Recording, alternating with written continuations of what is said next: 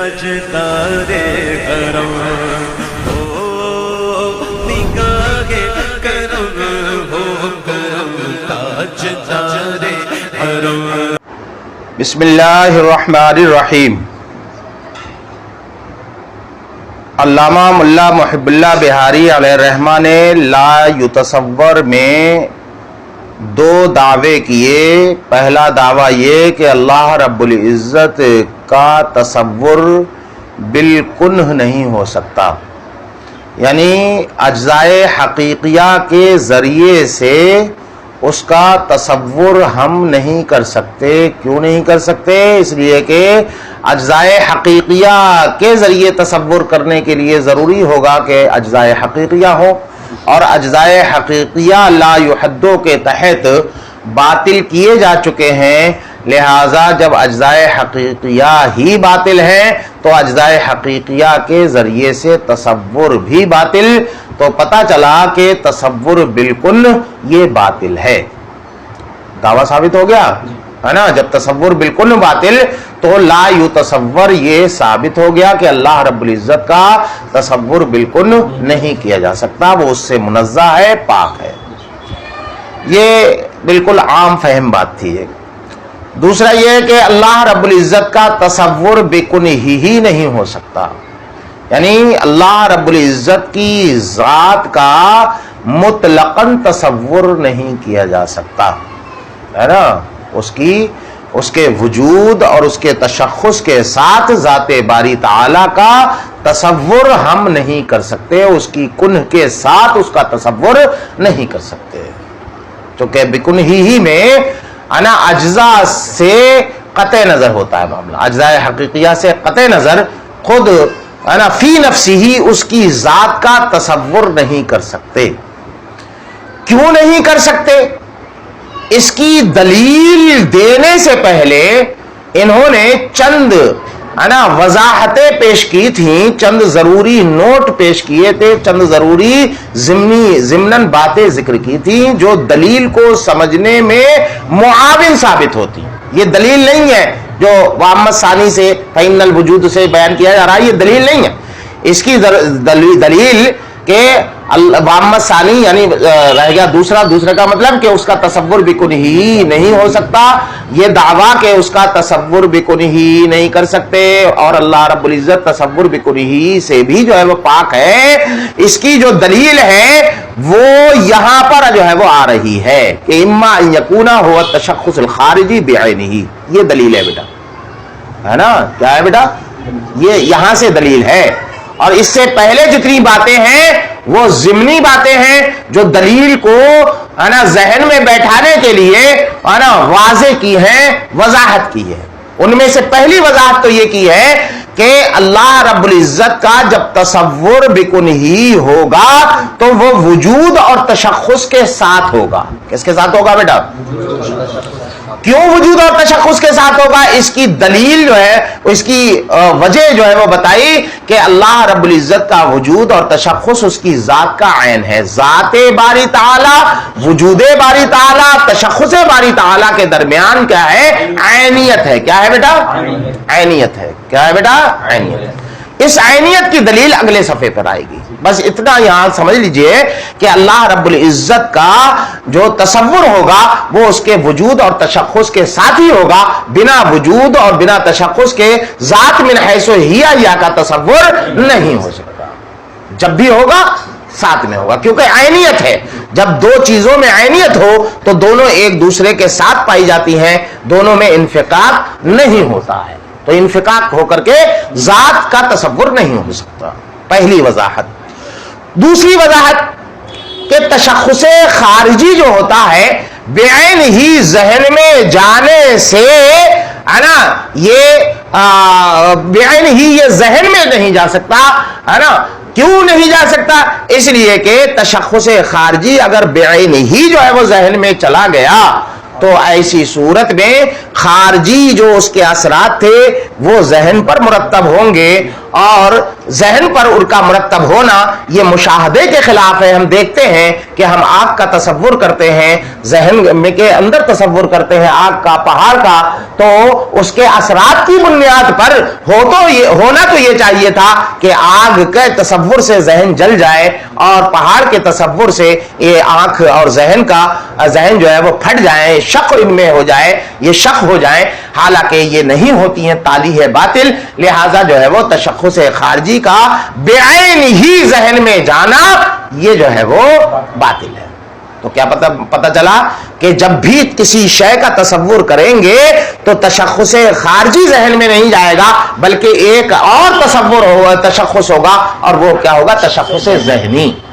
یعنی اس دوسری وضاحت میں یہ بتایا، پہلی وضاحت میں یہ بتایا کہ پہلا مقدمہ کہ اللہ رب العزت کا جب بھی تصور ہوگا اس کے وجود اور تشخص کے ساتھ ہوگا۔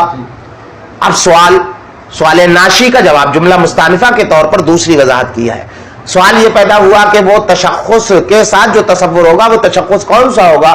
تو کہا کہ تشخص خارجی تو جا نہیں سکتا ہے نا، خاص طور پر واجب میں تو اور جو ہے وہ نہیں جا سکتا، کیونکہ اس سے وہ خرابی لازم آئے گی کہ حیات وحدانیہ کا عدم جو ہے وہ لازم آئے گا، اور یہ ہو نہیں سکتا ہے نا۔ تو حاصل یہ نکلا کہ وہ تشخص جو ہوگا، تشخص کے ساتھ جو تصور ہوگا وہ تشخص ذہنی کے ساتھ ہی ہوگا۔ کس کے ساتھ ہوگا؟ تو دوسری وضاحت میں پتہ یہ چلا، پہلی وضاحت میں کیا پتہ چلا کہ جب بھی تصور ہوگا وجود اور تشخص کے ساتھ ہوگا۔ دوسری وضاحت میں یہ پتہ چلا کہ جب اس کا تصور تشخص کے ساتھ ہوگا، پہلی وضاحت کی بنیاد پر یہ ثابت ہو گیا کہ تشخص جو ہوگا وہ تصور جو ہوگا وہ تشخص کے ساتھ ہی ہوگا، تو اب دوسری وضاحت میں یہ بتایا کہ وہ تشخص جو ہوگا وہ تشخص خارجی نہیں ہو سکتا۔ کیا ہو سکتا ہے؟ تشخص ذہنی ہی ہوگا۔ ٹھیک ہے۔ تیسری وضاحت میں یہ بتایا کہ اللہ رب العزت ہے نا یہ پاک ہے جاعل سے، بالذات غنی ہے جاعل سے۔ کس سے بیٹا؟ جاعل سے، یعنی جاعل خالق سے۔ اللہ رب العزت کا کوئی خالق نہیں ہے، کوئی اس کا بنانے والا نہیں ہے۔ اللہ رب العزت جو ہے وہ ہے نا جاعل سے، خالق سے پاک ہے نا، وہ غنی ہے۔ واللہ الغنی وانتم الفقراء، وہ خود سے ہے، اس نے اور سب اس سے ہے، اور وہ خود سے ہے، وہ ہمیشہ سے ہمیشہ رہے گا۔ کسی نے نہ اس کو جنم دیا، لم یلد ولم یولد، نہ اس نے کسی کو جنم دیا، نہ وہ کسی سے ہے نا جنم اس نے جو ہے وہ پایا ہے۔ تو پتہ کیا چلا بیٹا اس میں کہ اللہ رب العزت خالق اور جاعل سے پاک ہے۔ جب جاعل سے پاک ہے تو علت جاعلیہ سے بھی پاک ہے۔ بھائی خالق ہونے کے لیے ضروری ہے جو مخلوق ہو، مخلوق کا ہی تو خالق ہوگا، مجعول ہی کا تو جاعل ہوگا، تو جو مجعول ہوگا اس کے لیے علت جاعلیت چاہیے، جو مخلوق ہوگا اس کے لیے علت خالقیت جو ہے وہ چاہیے، علت تخلیق چاہیے کہ کیوں وہ وجود میں آیا ہے نا۔ تو ظاہر سی بات ہے کہ وہ علت کیا ہے؟ امکان۔ کیا ہے؟ کیا ہے بھائی؟ ہم جو مجعول بنے ہیں، ہم جو مخلوق بنے ہیں، تو ہمارے مخلوق اور مجعول ہونے کی جو علت ہے وہ کیا ہے؟ امکان ہے۔ تو اللہ رب العزت جو ہے وہ خالق، اس سے بھی پاک ہے کہ اس کا کوئی خالق ہو، اور اس بات سے بھی پاک ہے کہ اس کے اندر علت جاعلیت یعنی اس کے اندر امکان۔ تو تیسری وضاحت میں کیا پتہ چلا کہ اللہ رب العزت امکان سے پاک ہے، علت جاعلیت سے پاک ہے، اور یہ بالذات جو ہے وہ پاک ہے۔ سمجھ میں آ گیا؟ تو تین وضاحتوں میں آپ کو کیا پتہ چلا کہ اللہ رب العزت کا جب بھی تصور ہوگا تشخص اور وجود کے ساتھ ہوگا۔ کیوں؟ اس لیے کہ عینیت ہے۔ دوسری وضاحت میں پتہ چلا کہ جس تشخص کے ساتھ اس کا تصور ہوگا وہ تشخص خارجی ہرگز نہیں ہو سکتا، بلکہ وہ کیا ہوگا؟ تشخص ذہنی۔ سمجھے؟ تیسرے میں یہ پتہ چلا کہ جو اللہ رب العزت جو ہے وہ علت جاعلیت سے پاک ہے، یعنی امکان سے جو ہے وہ پاک ہے۔ اب ان تمام چیزوں کو سامنے رکھ کر کے اب دلیل جو ہے وہ سنیے کہ اللہ رب، دعویٰ کیا ہے؟ اب دعوے پر آئیے کہ اللہ رب العزت کا تصور بکنہ ہی نہیں ہو سکتا۔ اب اس دعوے کو یا تو مان لو، مان لیا تو ختم معاملہ، یہیں پر رک جائے گا، اسٹاپ ہو جائے گا معاملہ۔ نہیں مانا تو اس کی آپ کو ضد ماننا پڑے گی، اور وہ ضد کیا ہے کہ اللہ رب العزت کا تصور بکن ہی ہو سکتا ہے۔ اب ان وضاحتوں کو، اس پر ان مقدمات کو ترتیب دو تو اب پتا چلے گا کہ فریق مخالف کا ضد ماننا اس بات کو مستلزم ہے کہ گویا کہ وہ یہ کہہ رہا ہے کہ اللہ رب العزت کا تصور جو ہوگا وہ تشخص ذہنی کے ساتھ ہوگا۔ کہاں تک ہوگا بیٹا؟ جب بھی ہوگا تصور تو کس کے ساتھ ہوگا؟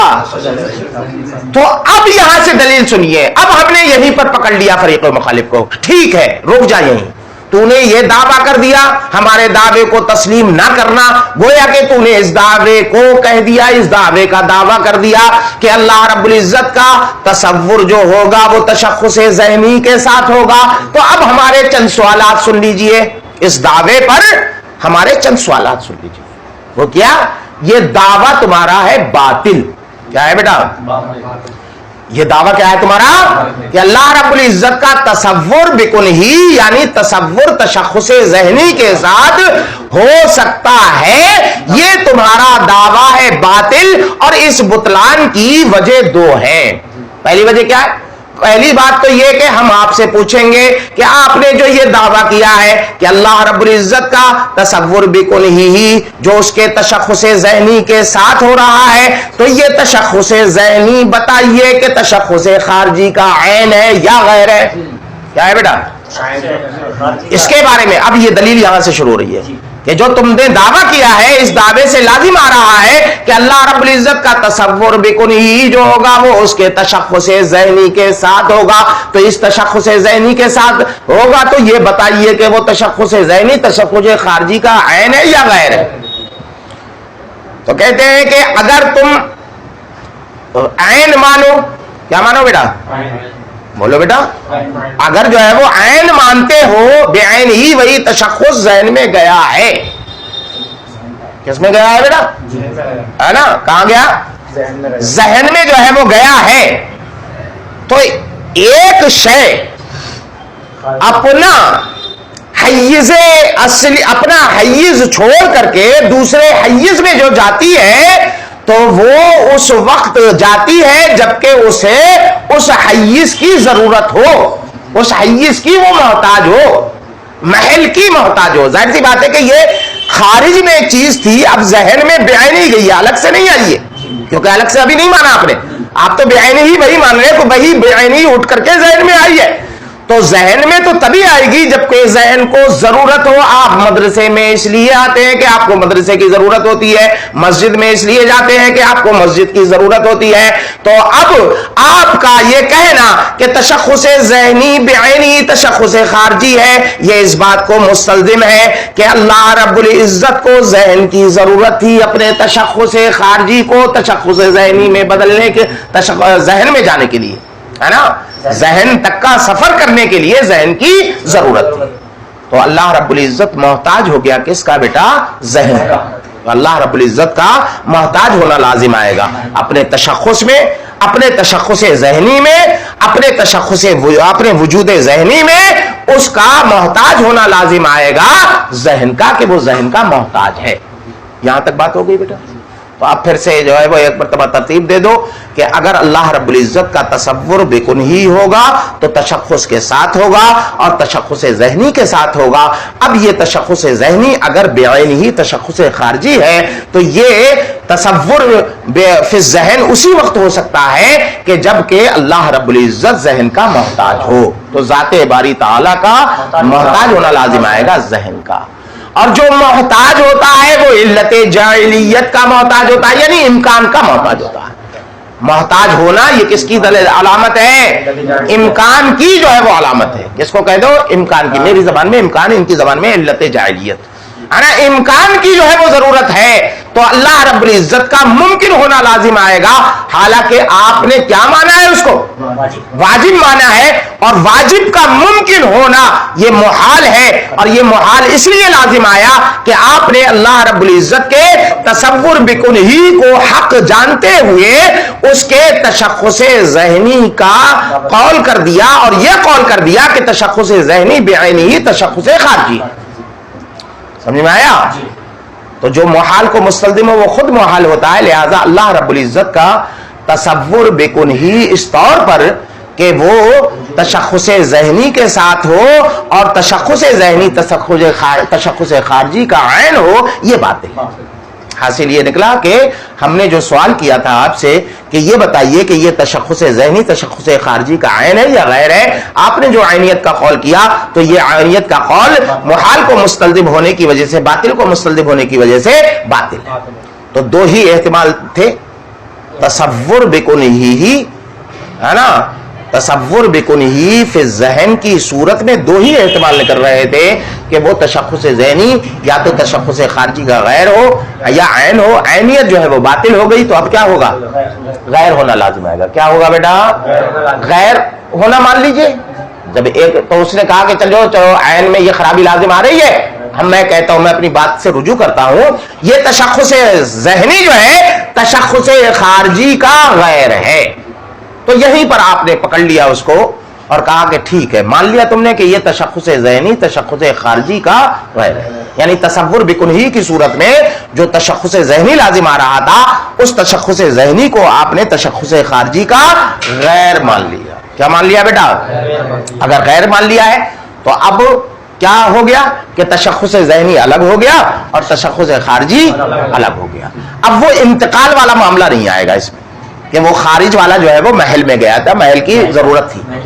ہاں، احتیاج الی المحل والا جو بطلان تھا، جو احتمال تھا، جو محال لازم آ رہا تھا، وہ تو ختم ہو گیا، لیکن آسمان سے گرے کھجور میں اٹکے والا جو ہے وہ معاملہ ہو گیا کہ پرنالے سے بارش سے بھاگ کر کے پرنالے کے نیچے آ کر کے کھڑے ہو گئے۔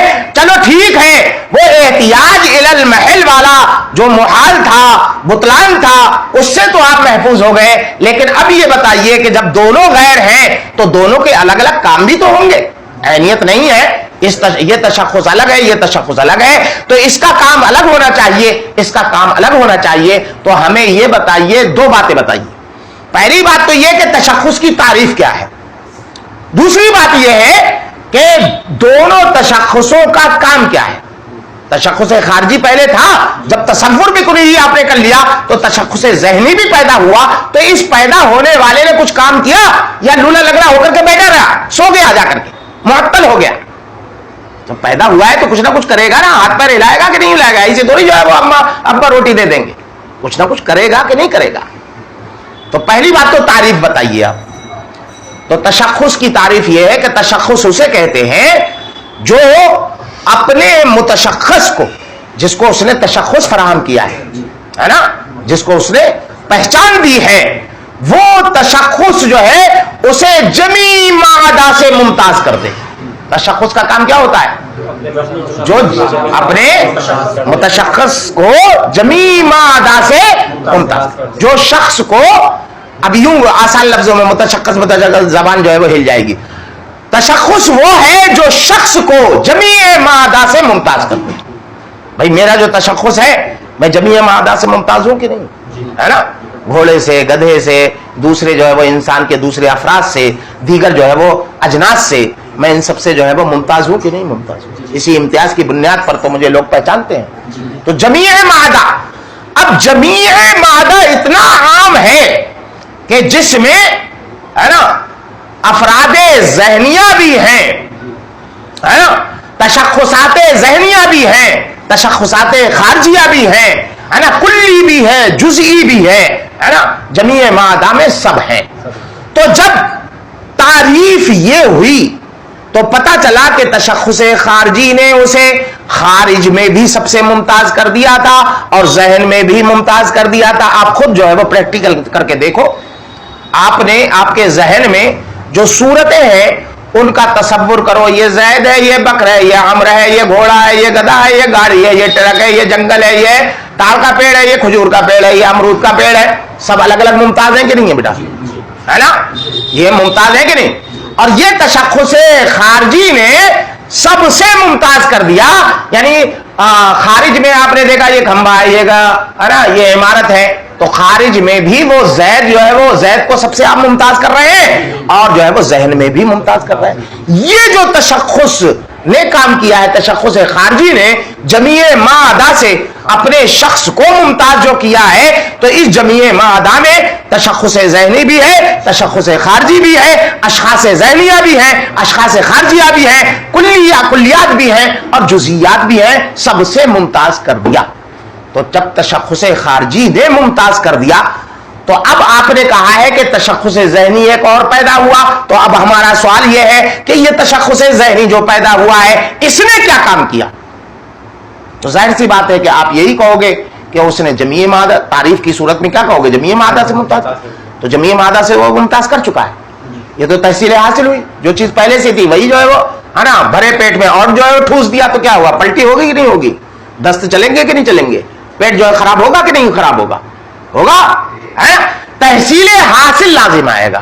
یعنی اب پھر سے جو ہے وہ چلو, اب اس تشخص کے بارے میں ہمیں بتائیے کہ یہ تشخص عین ہے یا غیر ہے. عین ہو نہیں سکتا, اس لیے کہ باری تعالیٰ کا ممکن ہونا لازم آئے گا, تو لا محالہ آپ کو غیر ماننا پڑے گا. جب غیر مانیں گے تو اب ہم سوال آپ سے کریں گے کہ یہ جو تشخص خارجی کا غیر اپنے تشخص ذہنی کو مانا ہے, یہ بتائیے کہ اس تشخص نے پیدا ہونے کے بعد کیا کام کیا ہے, اس کو جمیع مادہ سے ممتاز کیا ہے یا نہیں کیا ہے.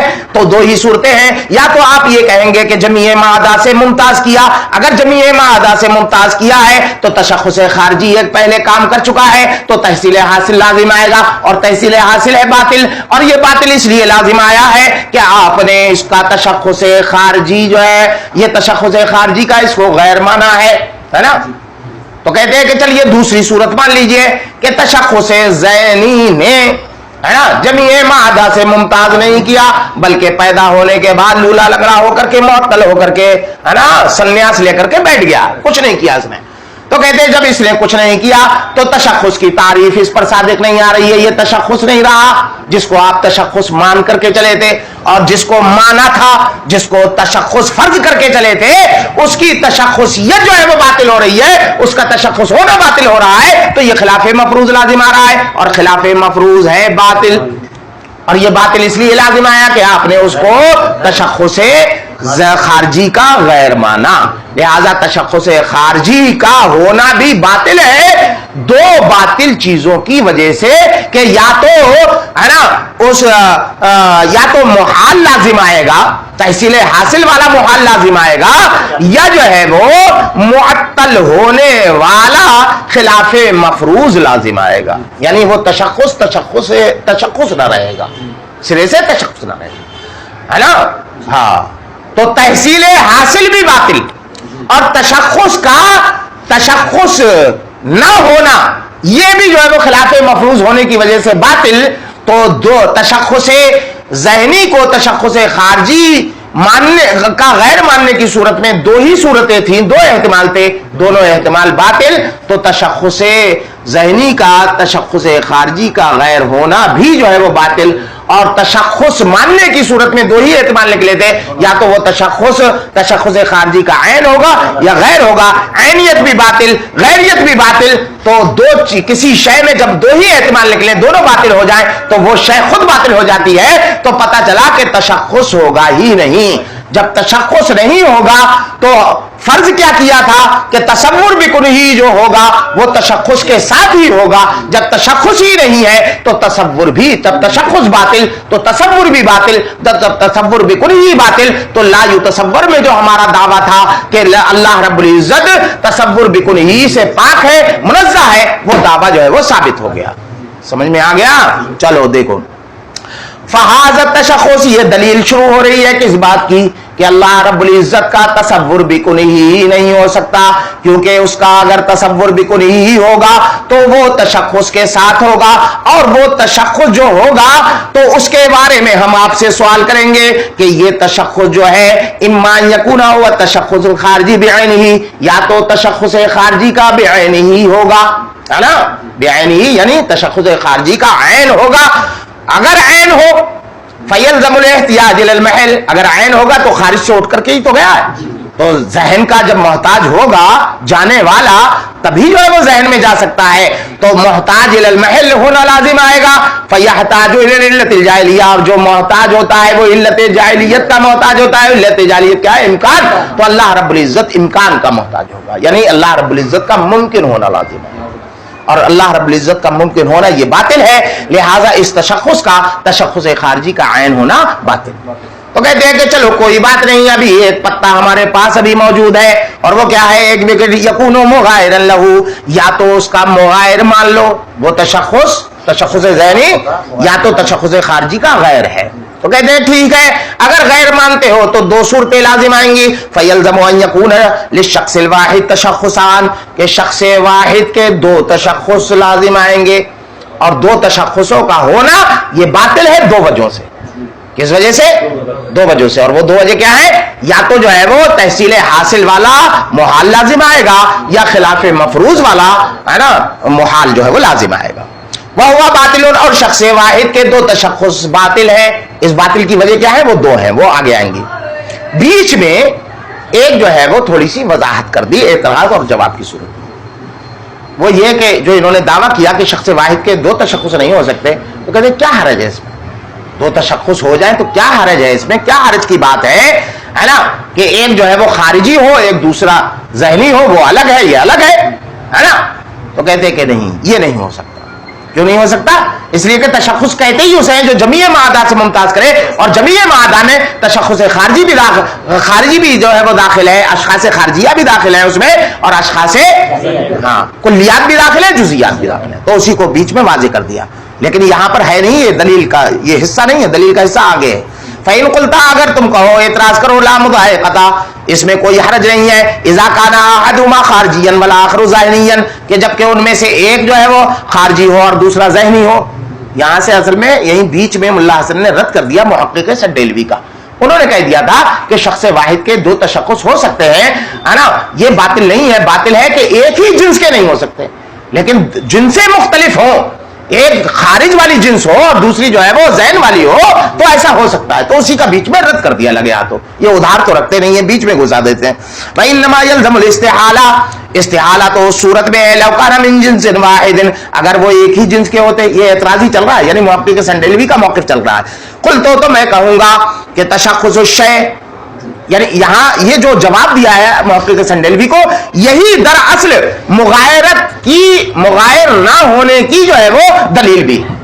مغائر کا باطل ہونا کہ وہ تشخص ذہنی تشخص خارجی کا غیر ہے نا، اس کا غیر ہونا باطل ہے، اس بطلان کی دلیل بھی یہی ہے. محقق سنڈیلوی کا جو رد ہے وہی دلیل بھی ہے. وہ کیا ہے؟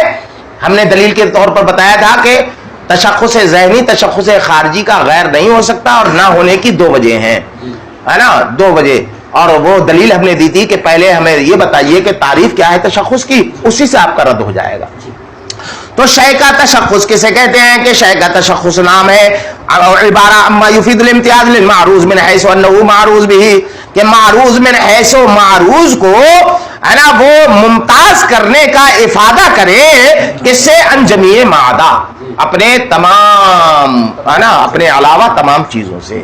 اس کو آسان لفظوں میں وہی جو میں نے کہا کہ تشخص کی تعریف یہ ہے کہ شے کا تشخص وہ ہوتا ہے جو اس شے کو، شے کون ہوگی؟ شخص کو جمیع معادہ سے ممتاز کرے، اس کے علاوہ جتنے بھی ہیں. اب وہ جتنے ہے نا کیا کیا ہو، سوا ان کا نا کلی ہو جزیہ، خواہ وہ کلی ہو یا جزی ہو، خارجی یا ذہنیہ، یا وہ خارجی ہو یا ذہنی ہو. تو یہ جو ہے وہ کام ہے اس کا. اب یہیں پر آ جائیے. فَإِذَا حَصَلَ لِلشَّخْصِ الْخَارِجِ، تو جب شخص خارجی کے لیے یعنی مغایرت ماننے کی صورت میں دو تشخص ہونا لازم آ رہا تھا، وہیں پر اب چلیے وہیں سے جوڑ لیجئے. اور یکون مغایرا لہو سے، کہ یہ تشخص ذہنی یا تو تشخص خارجی کا عین ہوگا یا غیر ہوگا. عین ہو نہیں سکتا کہ علت احتیاج لازم آ رہی ہے، تو غیر ہوگا. تو غیر جب ہوگا تو ہمیں یہ بتائیے کہ شخص خارجی کے لیے جب ہے نا بے سبب تشخص الخارجی، جب تشخص خارجی کی وجہ سے شخص خارجی کو امتیاز حاصل ہو گیا، امتیاز حاصل ہو گیا کس سے؟ جمیع معادہ سے. فالتشخص ذہنی لہو، تو اب دوسرا تشخص جو مانا ہے آپ نے اور غیر مانا ہے، تو اس کا جو تشخص ذہنی ہے وہ کیا کام کر رہا ہے، اس کے بارے میں ہمیں بتائیے.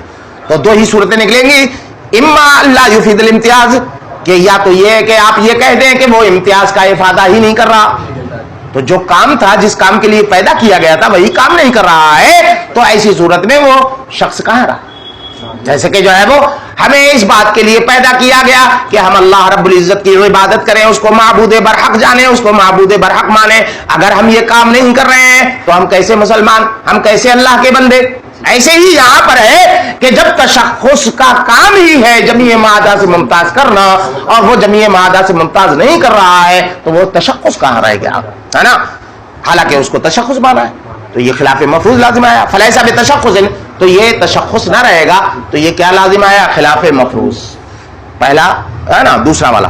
اور یفید الامتیاز مادہ، یا جمیع مادہ سے وہ ممتاز کرے گا، تو اس میں کون سا استعارہ لازم آئے گا؟ فیلزم تحصیل حاصل، تو تحصیل حاصل لازم آئے گا، وہو محال، اور یہ بھی محال۔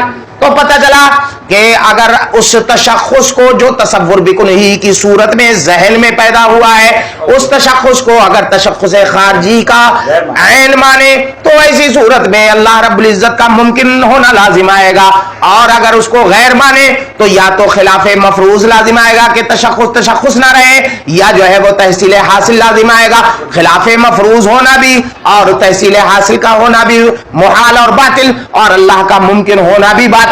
تو تصور بکنہی کی صورت میں یہ تمام باطل اور محال چیزیں لازم آ رہی تھی، اور جو محال اور باطل کو مستلزم ہے وہ خود محال اور باطل ہوتا ہے، لہذا اللہ رب العزت کا تصور بکنہی یہ محال اور باطل ہے، تو ثابت ہو گیا لا یتصوروں کا دعویٰ کہ اللہ رب العزت کا تصور بکنہی بھی نہیں ہو سکتا اور نہ بالکل نہیں ہو سکتا ہے۔